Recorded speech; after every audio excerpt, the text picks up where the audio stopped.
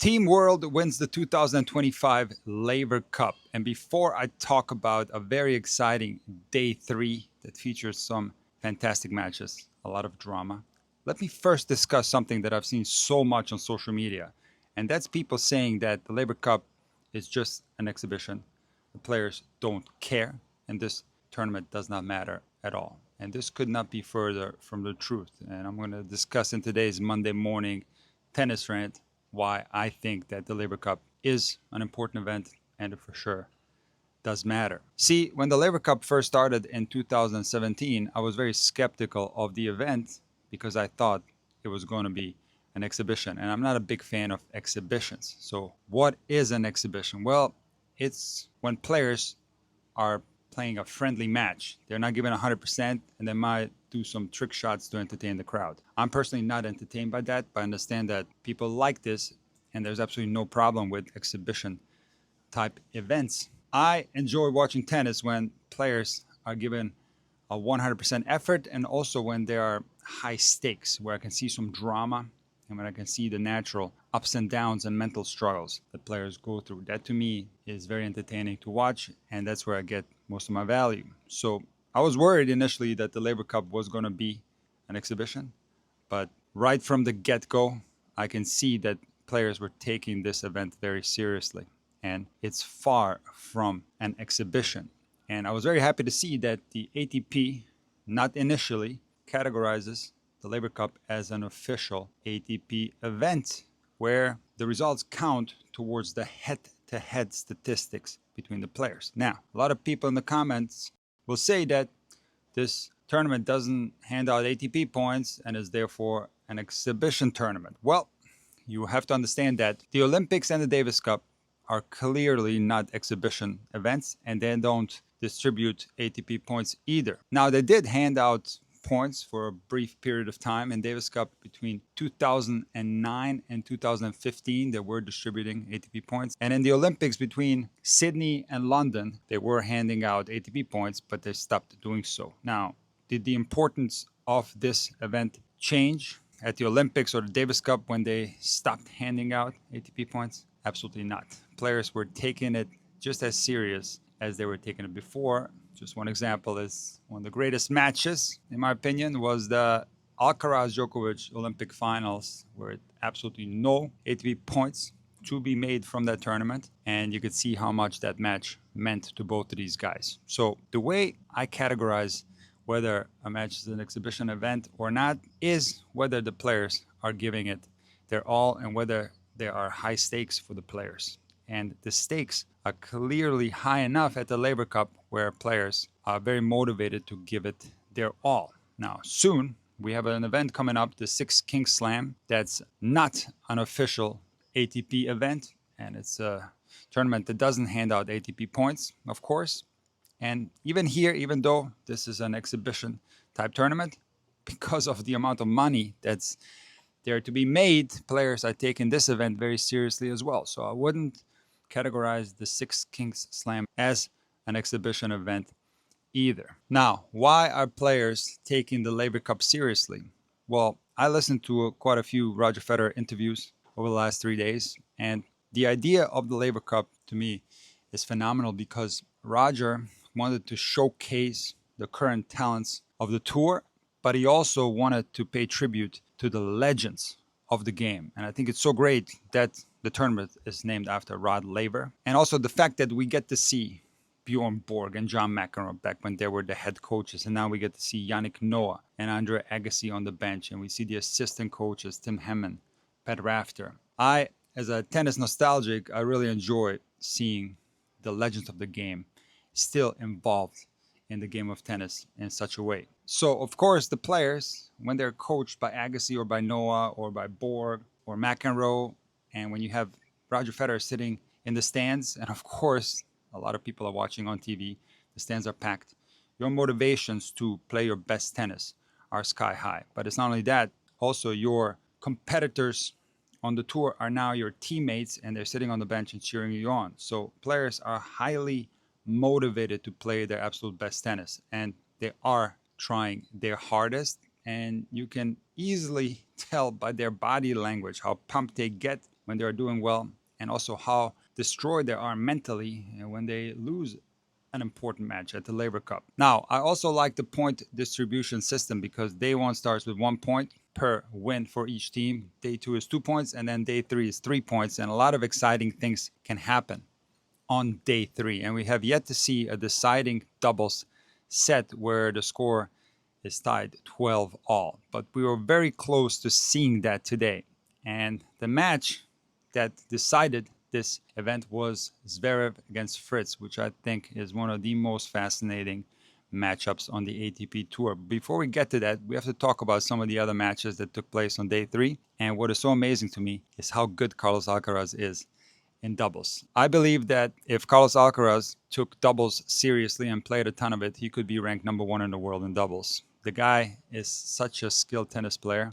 There was one shot in the doubles match where he played with Ruud against Mickelson and Opelka. Ruud and Alcaraz were up a set in 3-0, and Mickelson was standing inside the service line, and Alcaraz managed to hit a volley drop shot, and Mickelson couldn't get anywhere near it. That's how unbelievable the hand skills are from Alcaraz. But it's not only that, the way he poaches in doubles, his return of serve is spectacular. He's so good at the net. He's a phenomenal doubles player. And he was able to get the win with Ruud and make the score 9-6 for Team World. And now it was Alex de Minaur against Menchik. And this match was interesting because after winning the title in Miami, Menchik's form has cooled off a little bit. And we all saw how talented this player is, what his potential is. But for a young player like this, it's normal to go through ups and downs. And I thought that if Menchik could play the type of tennis that he displayed against Djokovic in those 2 tiebreaks in the Miami final, he's destined to be a top 5 player. But unfortunately, he hasn't been able to display that level of tennis in any of the tournaments after Miami. And I'm not talking about every single match. He still plays extremely well in some matches, but often, maybe not in the entirety of the match, but in crucial moments, he either plays a tad too passive or he displays poor shot selection. So it's clearly a confidence problem. But it's going to be interesting to see whether Menchik can start playing better once we get some of these indoor tournaments, because I do think Menchik can be very dangerous indoors. Now, the Laver Cup surface was extremely slow and the balls were extremely slow. So this was for sure an advantage for Alex de Minaur, who is such a phenomenal player. He won 2 singles matches and 1 doubles match over the last 3 days. And after a brutal loss to Felix Auger-Aliassime in the quarterfinals of the US Open, it was nice to see Alex bounce back. He's such a fighter. He's someone that bounces back from tough losses, and he's just a spectacular player to watch. Doesn't have the firepower of some of the other guys, even in this matchup against Menchik. Nowhere near the same power, but he is so crafty. He's so quick around the court. He doesn't miss a lot of shots. He's very good at the net, and he was able to handle Menchik quite comfortably and beat him in straight sets. So now the score was 12-6 for Team World. And here comes Carlos Alcaraz against Cerundolo. And Carlos, as I talked about in yesterday's video, likes to play a lot of matches. And I think this was so important for Carlos because he didn't play a good match against Fritz, who played an exceptional match. We'll get to him in a little bit. And Carlos had some struggles in that first set against Cerundolo. Now, he was up 5-0. And you would think that he was absolutely destroying him. In fact, he was up 5-0 in the first set and up 5-0 in the second set. He ended up winning 6-2, 6-1. But the first 3 service games for Alcaraz could have turned into breaks. So even though he went up 5-0, this first set was a lot tighter than the score suggests. So Cerundolo ended up winning a couple of games, broke Alcaraz. Alcaraz won that first set 6-2. And then he started playing a lot better and won the second set 6-1. But nevertheless, a very important win for Alcaraz. He shook off that loss to Taylor Fritz, and now he can go on feeling a little bit better about his game going into the tournament in Tokyo. And now we find ourselves with the score being 12-9. Now, this next match was going to count 3 points.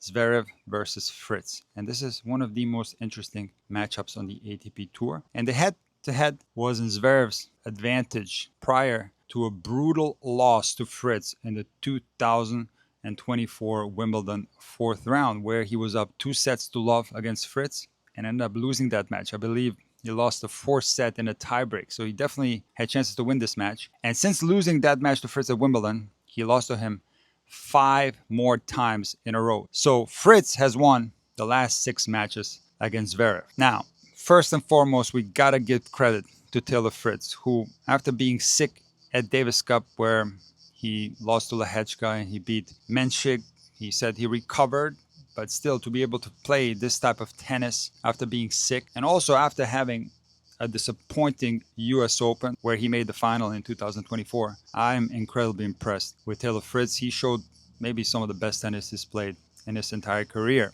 And when he lost to Alcaraz this year at Wimbledon, I talked about Taylor having to go out of his comfort zone to be able to beat Alcaraz. And his comfort zone is obviously keeping the ball in play, looking for chances to be aggressive, serving extremely well, and also making returns. And I talked yesterday about the fact that Taylor does not like coming to the net. But in this Laver Cup, Taylor Fritz was absolutely amazing at the net. He won 16 out of 20 points against Alcaraz at the net. And he came in even more against Zverev. And he wasn't coming in recklessly. No, he was hitting more aggressive from the back of the court and giving himself opportunities to finish points off at the net. On top of that, he was returning more aggressive than I've seen him return before. And that's exactly what a player like Fritz has to do to go to the next step, which is to be able to beat Sinner, Alcaraz, and Djokovic at the Grand Slam level. And for you guys that think that the Laver Cup doesn't matter, it's just an exhibition, the next time Taylor Fritz plays Alcaraz in a Grand Slam tournament, he will remember that he beat him at the Laver Cup. And there will be belief that he can beat him at the Grand Slam level, possibly in a late stage, quarterfinals or semifinals. Now, the fact that he beat Alcaraz at the Laver Cup does not mean that he's going to beat him at a Grand Slam. That's a very complex topic and something that we're going to discuss in future videos. But for sure, the fact that he beat Alcaraz at the Laver Cup gives him more belief and gives him a slightly better chance of beating Carlos Alcaraz the next time he plays him at the Grand Slam level. So now, let's focus in on the match against Zverev. And I am so sick and tired of the Zverev criticism. It appears that Zverev cannot play tennis when you read comment sections. It appears that he's at the recreational level regarding his forehand and so on. But people are quick to forget that Zverev is an elite level player, member of the top 5 in the world for many years. And even this year, 2025, there's a reason why he's ranked number 3 in the world. Rankings don't lie. He was in the final of the Australian Open. Now, Zverev is not playing with a lot of confidence this year. One of the worst years that he's had in a very long time. And if he doesn't defend the points from the Masters Series tournament in Paris, where he won last year, or even the semifinals at the ATP Finals, his ranking will drop, of course, and then he has to defend the final of the Australian Open. So his ranking could plummet if he doesn't start playing better. But whatever problem you have with Zverev off the court, that's one thing. I am not going to talk about that. I'm going to keep it strictly tennis. And when it comes to his tennis skills, this guy is absolute elite level. Someone that was beating the big 3, someone that's beaten Sinner and Alcaraz.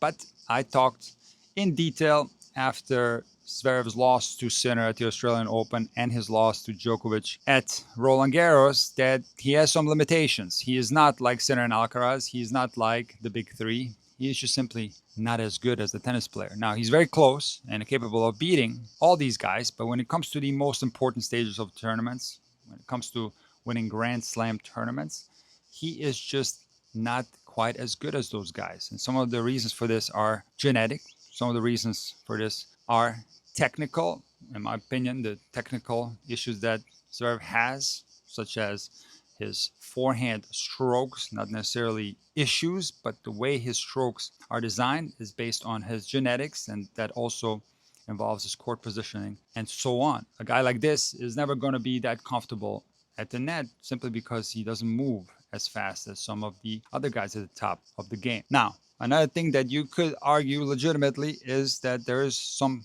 kind of a mental block at the Grand Slam level. There's no doubt about that. But I always think back to that semifinal match that Zverev had against Rafael Nadal, where he rolled his ankle, where he played some of the best tennis that I've ever seen him play. He was ranked number 2 in the world at the time and had a legitimate chance to become the number 1 player in the world. And I think that injury that he had in that match against Nadal was a really tough one because he had to really fight back to make it to the top of the game. So you got to give Zverev credit to have come back from that brutal injury where he was out for a long time, and he made the Roland Garros final where he lost to Alcaraz. He made the Australian Open final where he lost to Sinner. So now you open up any social media app and you read about Zverev, and it appears that this guy does not know how to play tennis. So there's absolutely no shame in losing to a Taylor Fritz, who just took out Carlos Alcaraz in straight sets. If Zverev ends up winning that second set, so Fritz had won the first 6-3, playing extremely well, and he went up a break in the second set, but Zverev was fighting really hard in this match, and he broke back, and now this match was really tight. And at 5-all with Fritz serving, Zverev hit the shot of the tournament. He hit a Novak Djokovic style backhand passing shot on the run, went down to his knees and was celebrating, and it was 5-all, love 15 on the Fritz serve. If Zverev ends up winning this match, this could have been a big confidence boost for him, and maybe he would have turned this somewhat rough season around. That's how tennis can go sometimes. It's a point here and there that can be so important. And I thought that he was fighting really hard, but Fritz is so solid. He is so steady from the back of the court.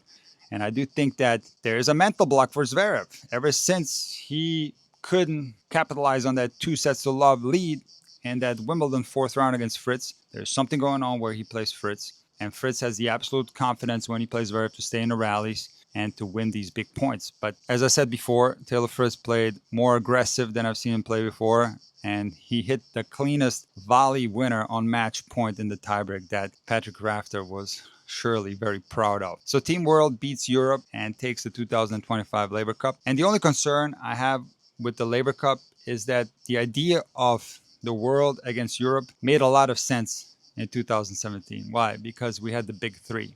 And to some extent, it even makes sense now because we have Sinner and Alcaraz, and Djokovic is also still there. So the top of the game is surely still dominated by Europe. But I can tell you that looking at the statistics of the rankings, the top 100, it is slightly changing. And I'm not going to say that Europe is losing its dominance, but there are other countries that are doing really well. For example, Australia, they have a lot of guys in the top 100. Argentina, they have a lot of guys in the top 100. And of course, United States has a ton of guys in the top 100. So the rest of the world is catching up. And of course, Tommy Paul and Ben Shelton were injured and they couldn't participate. And I do think that for Team Europe to be able to beat up on Team World, they're going to need Sinner. So hopefully next year, 2026, we're going to see Sinner, Alcaraz, and maybe even Djokovic. A stacked Europe team is still going to be close to impossible to beat. But if only one of these big guys shows up, I think it's going to be a very even match and a very fun competition to watch.